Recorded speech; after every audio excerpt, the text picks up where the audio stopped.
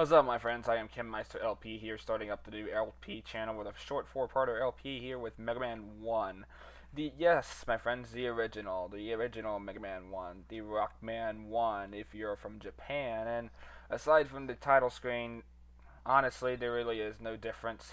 But either either way, we have 6 Robot Masters: Cutman, Gutsman, Iceman, Bombman, Fireman, and Electman. Yeah, we have 6 Robot Masters instead of 8, and as a result, this is probably the shortest Mega Man game in the series. So first off, I'd like to start off with Bomb Man. He's always been somewhat of a traditional start for me, although Gutsman and Cutman are pretty good recommendations too. Now, obviously, if you can't tell from the looks of things like the energy capsules and the score and little blue balls and such, there are quite a bit of things that make Mega Man 1 really different from the later games in the series. And as a result, you can kind of tell later on, as we move on through the LP, that they fix a lot of these issues in, Mega Man 2 and such. Especially that score counting there, because I assume Capcom figured they would be ahead of their time by removing it. But anywho, assuming that you're probably going to come to this LP, as the first Mega Man LP on my channel and such, I figured, I might as well go over the story of the series pretty much. I mean, hey, it's the first LP that was uploaded on this channel, so why not? An unspecified date in the 21st century, Dr. Light and his colleague, Dr. Wily, created 2 household robots, Rock and Roll, and 6 other robots to help out with human society, cut down trees, help out with nature, the whole 9 yards. And one day, Dr. Wily gets jealous of, Dr. Light hogging up all the fame and decides to take over the world with those 6 robots. Now, for some reason, Rock and Roll were left behind by Dr. Wily, and by the way, hey, they're totally not bullet bill enemy, guys. Rock, having a strong sense of justice, decided that, you know what, I'm gonna take a stand against all of this. So, Dr. Light equipped him with fighting capabilities and the ability to steal Robot Master's weapons, and thus the super robot known as Mega Man was born. So yeah, Bomb Man is a nice stage to start. It's really simple, and I figured I'd take it on first because I wanted to get that stuff out of the way. It's quite a bit of a mouthful, so it's a good thing I got that done first. Oof. Yeah, there can be some really wonky physics problems. First off, with the way Mega Man falls down things sometimes. Sometimes it will drop like a freaking rock, man, I swear. Maybe the term Rockman fits his name, what? Oh. Come on, Sniper Joe. I'm trying to get this life right here. If Mr. Sniper Joe can jump up and let me hit him. Yeah, for some reason when he jumps, you can still shoot him and, he takes damage despite the fact that he has that shield up for some reason. Kind of a weird thing, and what was I going to say? Also, invincibility frames do not save you from spikes. As most people know, spikes are an instant kill in the series, but despite you having invincibility frames when walking into spikes, they won't save you from them. But that was later fixed in later Mega Man games. And oh my god, did we just encounter enemies in a hallway? Yeah, this is the only game in the series to do that, and quite frankly, I'm glad they fixed that. But anywho, this is Bomb Man, who I'd kind of advise shooting and running towards him, because each time you come close to him, he'll jump away from you like a chicken, and he's not really that hard to fight, to be honest, and hence why I take him on first.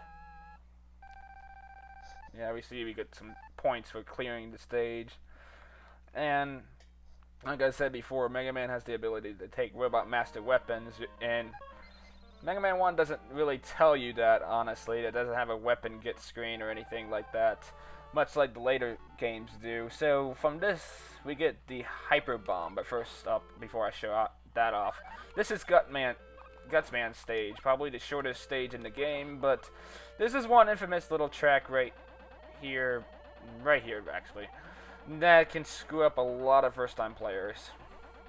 If it'll hurry up and get over here. Oh, there we go. Basically, the physics with these things are really weird. The second it slides down, like, you'll immediately fall off. It counts as no hit detection, and you'll just go whoop. So yeah, I would jump before it hits those little divisions and the rail right there. And back to the weapons, we get Hyper Bomb, which honestly, in my opinion, is a very useless weapon. While it has good attack power, it is very slow, and I don't find too many instances where it can be useful. Also, these pickaxe guys, if you take little baby steps towards them, you can actually avoid most of the pickaxes. Obviously, I'm failing right here, so yeah, it's kind of backfiring on me. And here's one of those instances where you will notice that Mega Man's rock weight dropping differences can be really screwy sometimes. Like that, for example. I could have gotten into that little alcove right there if it weren't for the physics being jank on me at that time, but I don't know. This game likes to screw around with me sometimes. And that was Gutsman's stage. Pretty short, pretty easy. Although that railroad section is something else. And now it's time to take on the boss. The boss. Gutsman here usually likes to jump around on the ground and cause little earthquakes to kind of stop Mega Man in its tracks, but they're not really a big deal to temper with because they don't really do much damage, and plus you can still kind of avoid the rocks he throws at you anyway, unless you jump late like that.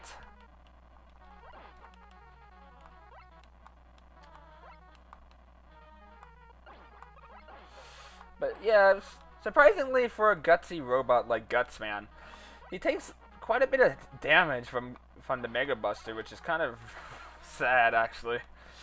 Plus, two Robot Masters that we're going to be encountering later on in this game are actually smaller than him, but take less damage. I don't understand the logic of that, but okay then. And with that, that was Gutsman's stage. Yeah? And next up on the weakness chart is Cutman. If you haven't noticed already, I'm doing a Buster run on all the bosses.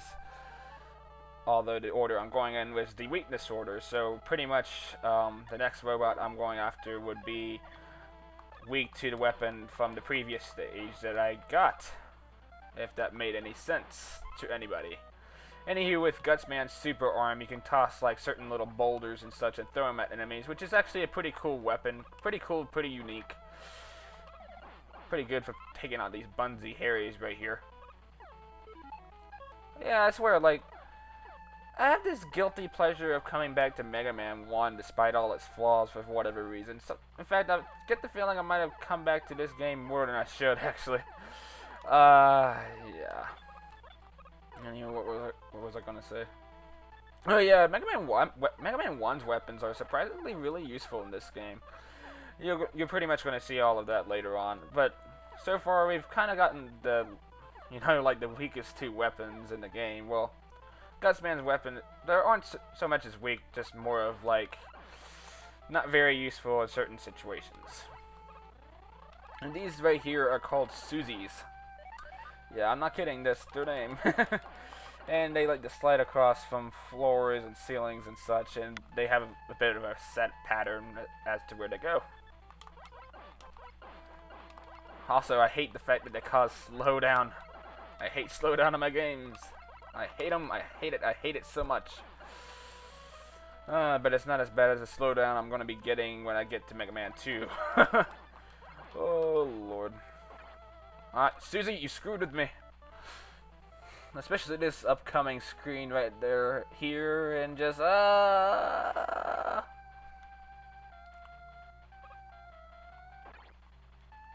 Anywho, these machines right here pretty much toss out little scissors, and if you just kind of run past them, they're very easy to dodge, honestly.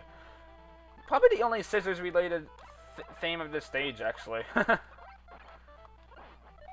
Yeah, I would picture a stage like this being, scissors related. I kind of picture it being more of a, I don't know, actually, to be honest.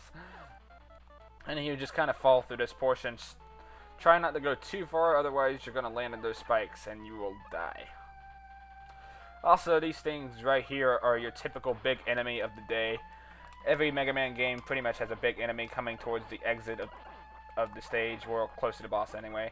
And I always found Big Eyes the worst, because it takes a lot of luck to avoid it, like, either jumping over you or jumping a little too low to even actually avoid, to be honest.